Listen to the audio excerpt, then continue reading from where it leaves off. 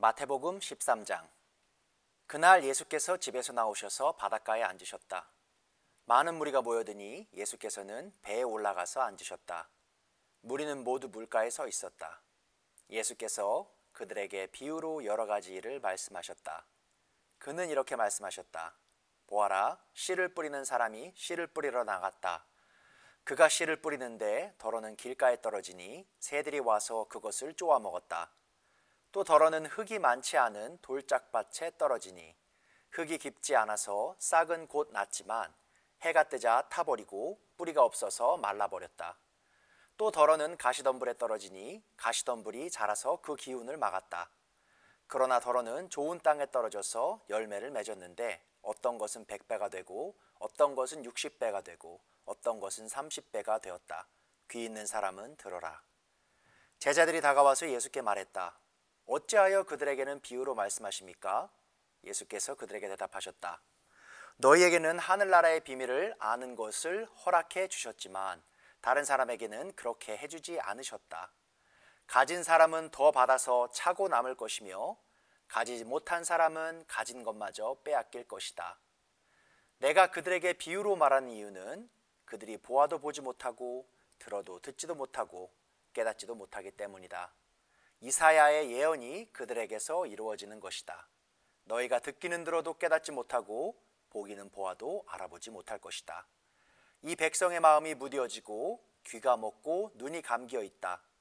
이는 그들로 하여금 눈으로 보지 못하게 하고 귀로 듣지 못하게 하고 마음으로 깨닫지 못하게 하고 돌아서지 못하게 하여 내가 그들을 고쳐주지 않으려는 것이다. 그러나 너희의 눈은 지금 보고 있으니 복이 있으며 너희의 귀는 지금 듣고 있으니 복이 있다. 그러므로 내가 진정으로 너희에게 말한다. 많은 예언자와 의인이 너희가 지금 보고 있는 것을 보고 싶어 하였으나 보지 못하였고 너희가 지금 듣고 있는 것을 듣고 싶어 하였으나 듣지 못하였다. 너희는 이제 씨를 뿌리는 사람의 비유가 무슨 뜻을 지녔는지를 들어라. 누구든지 하늘나라를 두고 하는 말씀을 듣고도 깨닫지 못하면 악한 자가 와서 그 마음에 뿌려진 것을 빼앗아 간다. 길가에 뿌린 씨는 그런 사람을 두고 하는 말이다. 또 돌짝밭에 뿌린 씨는 이런 사람이다. 그는 말씀을 듣고 곧 기쁘게 받아들이기는 하지만 그 속에 뿌리가 없어서 오래가지 못하고 말씀 때문에 환난이나 박해가 일어나면 곧 걸려 넘어진다. 또 가시덤불 속에 뿌린 씨는 이런 사람이다. 그는 말씀을 듣기는 하지만 세상의 염려와 재물의 유혹이 말씀을 막아 열매를 맺지 못한다. 그런데 좋은 땅에 뿌린 씨는 말씀을 듣고서 깨닫는 사람을 두고 하는 말인데 이 사람이야말로 열매를 맺되 100배 혹은 60배 혹은 30배의 결실을 낸다. 예수께서 또 다른 비유를 들어서 그들에게 말씀하셨다. 하늘나라는 자기 밭에다가 좋은 씨를 뿌리는 사람과 같다. 사람들이 잠자는 동안에 원수가 와서 밀 가운데에 가라지를 뿌리고 갔다. 밀이 줄기가 나서 열매를 맺을 때에 가라지도 보였다. 그래서 주인의 종들이 와서 그에게 말하였다. 주인 어른께서 밭에 좋은 씨를 뿌리지 않으셨습니까? 그런데 가라지가 어디에서 생겼습니까? 주인이 종들에게 말하기를 원수가 그렇게 하였구나 하였다. 종들이 주인에게 말하기를 그러면 우리가 가서 그것들을 뽑아버릴까요? 하였다. 그러나 주인은 이렇게 대답하였다. 아니다. 가라지를 뽑다가 가라지와 함께 밀까지 뽑으면 어떻게 하겠느냐? 추수 때까지 둘 다 함께 자라도록 내버려 두어라. 추수할 때에 내가 추수꾼에게 먼저 가라지를 뽑아 단으로 묶어서 불태워버리고 밀은 내 곳간에 거두어 드리라고 하겠다. 예수께서 또 다른 비유를 들어서 그들에게 말씀하셨다. 하늘나라는 겨자씨와 같다. 어떤 사람이 그것을 가져다가 자기 밭에 심었다. 겨자씨는 어떤 씨보다 더 작은 것이지만 자라면 어떤 풀보다 더 커져서 나무가 된다. 그리하여 공중의 새들이 와서 그 가지에 깃들인다. 예수께서 또 다른 비유를 그들에게 말씀하셨다. 하늘나라는 누룩과 같다. 어떤 여자가 그것을 가져다가 가루 서말 속에 살짝 섞어 넣으니 마침내 온통 부풀어 올랐다. 예수께서 이 모든 것을 비유로 무리에게 말씀하셨다.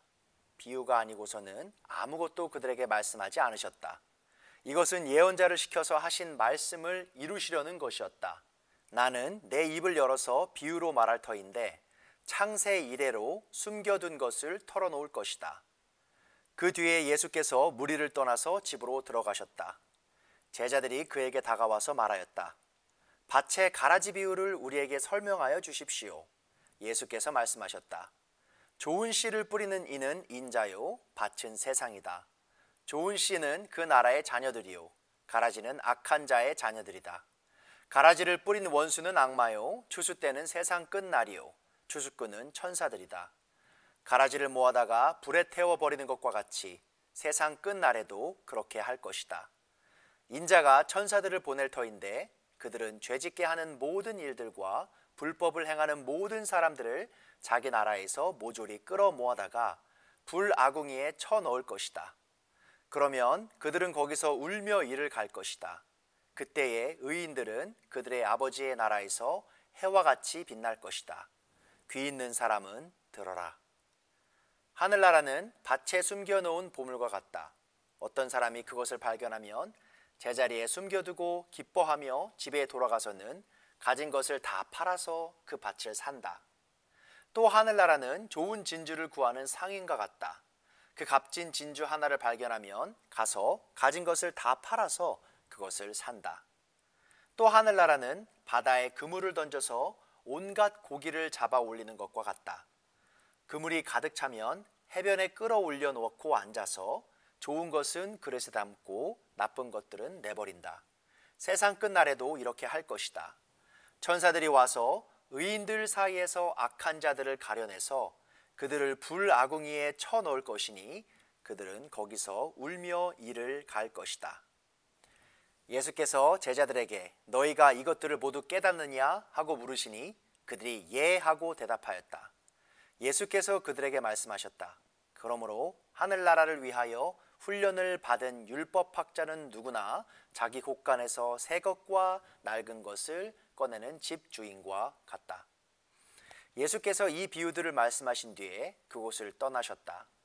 예수께서 자기 고향에 가셔서 회당에서 사람들을 가르치셨다. 사람들은 놀라서 말하였다. 이 사람이 어디에서 이런 지혜와 그 놀라운 능력을 얻었을까? 이 사람은 목수의 아들이 아닌가? 그의 어머니는 마리아라고 하는 분이 아닌가?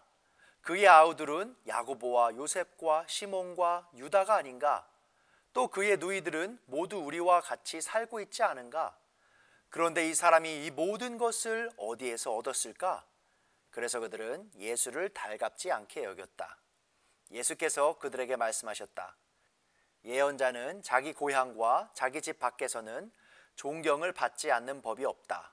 예수께서는 그들의 믿지 않음 때문에 거기서는 기적을 많이 행하지 않으셨다. 마태복음 14장.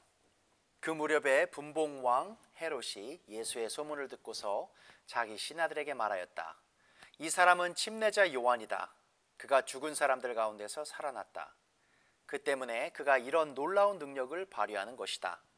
헤롯은 일찍이 자기 동생 빌립의 아내 헤로디아의 일 때문에 요한을 붙잡아다가 묶어서 감옥에 가둔 일이 있었다. 그것은 요한이 헤롯에게 그 여자를 차지하는 것은 옳지 않습니다 하고 여러 차례 말하였기 때문이다. 그래서 헤롯은 요한을 죽이려고 하였으나 민중이 두려워서 그렇게 하지 못하였다. 그것은 그들이 요한을 예언자로 여기고 있었기 때문이다.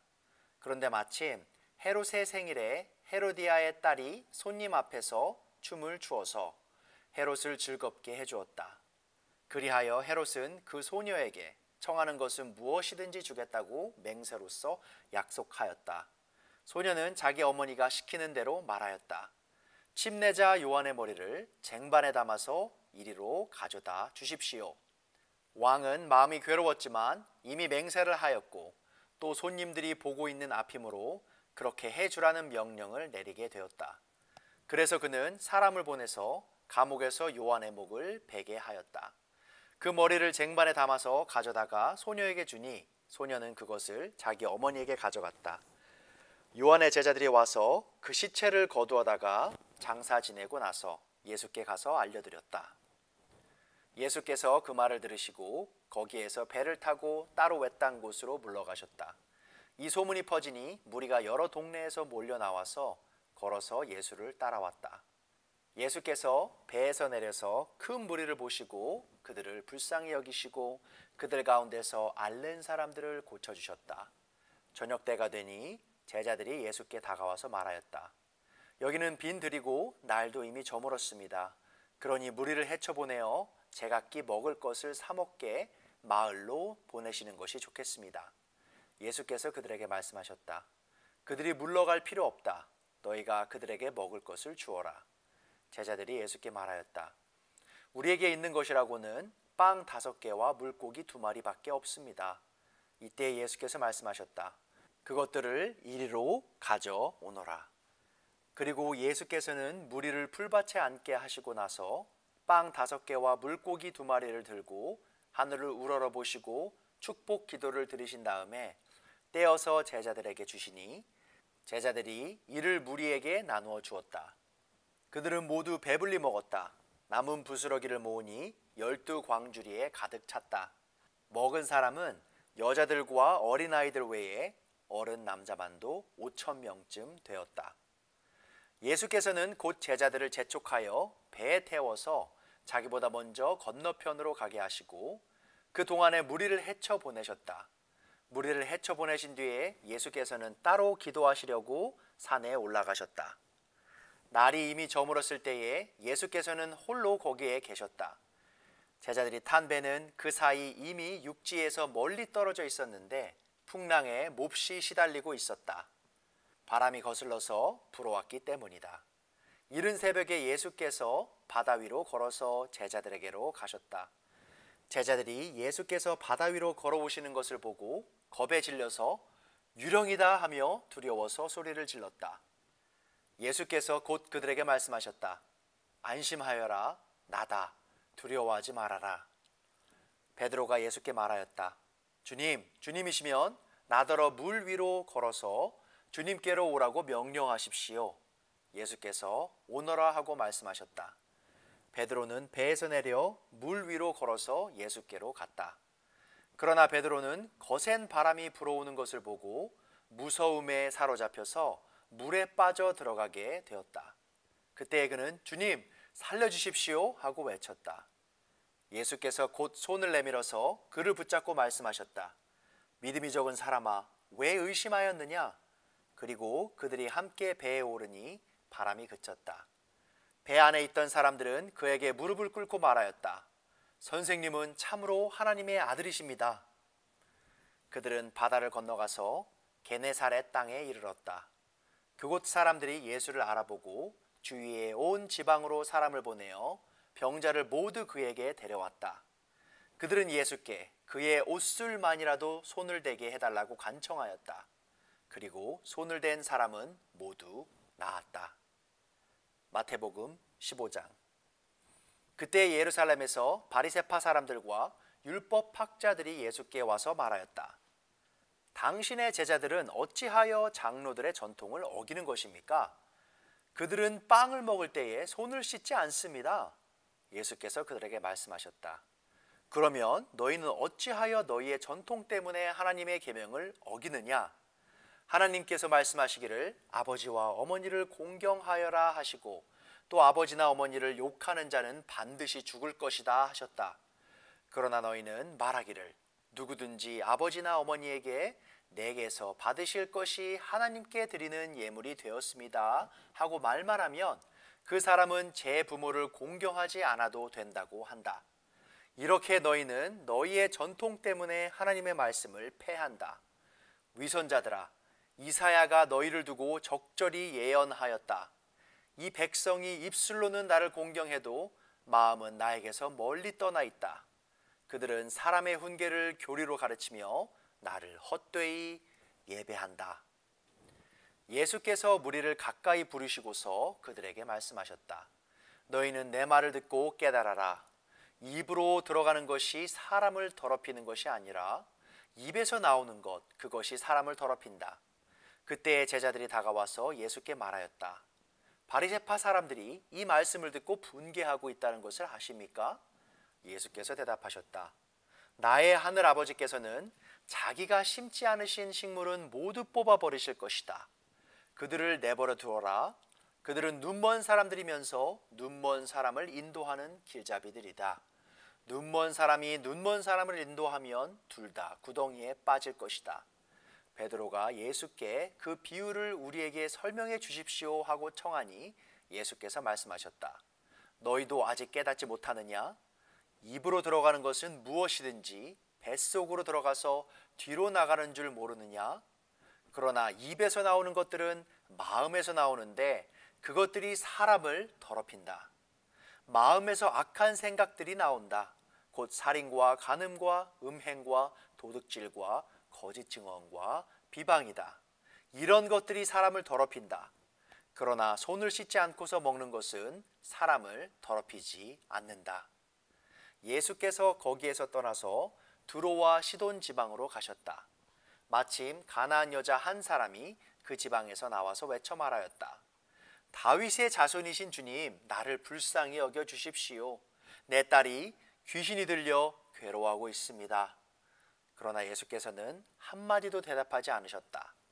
그때 제자들이 다가가서 예수께 간청하였다. 저 여자가 우리 뒤에서 외치고 있으니 그를 안심시켜서 떠나보내 주십시오. 예수께서 대답하셨다. 나는 오직 이스라엘 집에 길을 잃은 양들에게 보내심을 받았을 따름이다. 그러나 그 여자는 나와서 예수께 무릎을 꿇고 간청하였다. 주님, 나를 도와주십시오. 예수께서 대답하셨다. 자녀들의 빵을 집어서 개들에게 던져주는 것은 옳지 않다. 그 여자가 말하였다. 주님, 그렇습니다. 그러나 개들도 주인의 상에서 떨어지는 부스러기는 얻어먹습니다. 그제서야 예수께서 그 여자에게 말씀하셨다. 여자여, 참으로 내 믿음이 크다. 내 소원대로 되어라. 바로 그 시각에 그 여자의 딸이 나았다. 예수께서 거기에서 떠나서 갈릴리 바닷가에 가셨다. 그리고 산에 올라가서 거기에 앉으셨다. 많은 무리가 걷지 못하는 사람과 지체를 잃은 사람과 눈먼 사람과 말 못하는 사람과 그 밖에 아픈 사람을 많이 데리고 예수께로 다가와서 그 발 앞에 놓았다. 그러자 예수께서는 그들을 고쳐주셨다. 그래서 무리는 말 못하는 사람이 말을 하고 지체 장애인이 성한 몸이 되고 걷지 못하는 사람이 걸어다니고 눈먼 사람이 보게 된 것을 보고 놀랐고 이스라엘의 하나님께 영광을 돌렸다. 그때 예수께서 제자들을 가까이 불러놓고 말씀하셨다. 저 무리가 나와 함께 있은 지가 벌써 사흘이나 되었으니 먹을 것이 없으니 가엾다. 그들을 굶주린 채로 돌려보내고 싶지 않다. 가다가 길에서 쓰러질지도 모른다. 제자들이 예수께 말하였다. 여기는 빈들인데 이 많은 무리를 배불리 먹일 만한 빵을 무슨 수로 구하겠습니까? 예수께서 그들에게 물으셨다. 너에게 빵이 몇 개나 있느냐? 그들이 대답하였다. 7개가 있습니다. 그리고 작은 물고기가 몇 마리 있습니다. 예수께서 무리에게 명하여 땅에 앉게 하시고 나서 빵 7개와 물고기를 들어서 감사 기도를 드리신 다음에 떼어서 제자들에게 주시니 제자들이 무리에게 나누어 주었다. 사람들이 모두 배불리 먹었다. 그리고 나서 남은 부스러기를 주워 모으니 7 광주리에 가득 찼다. 먹은 사람은 여자들과 아이들 이외에도 남자만 4,000명이었다. 예수께서 무리를 헤쳐 보내신 뒤에 배에 올라 마가단 지역으로 가셨다.